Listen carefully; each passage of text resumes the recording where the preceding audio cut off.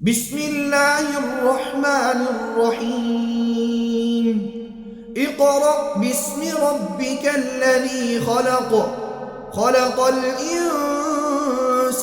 من علق اقرأ وربك الأكرم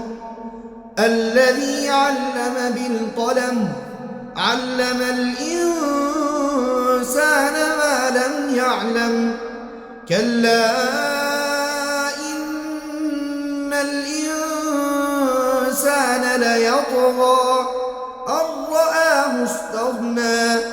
إن إلى ربك الرجعى أرأيت الذي ينهى عبدا إذا صلى أرأيت إن كان على الهدى أو أمر بالتقوى أرأيت إن كذب وتولى ألم يعلم بأن الله يرى كلا لئن لم ينته لنسفعا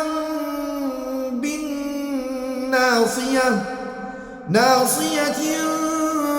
كاذبة خاطئة فليدع ناديه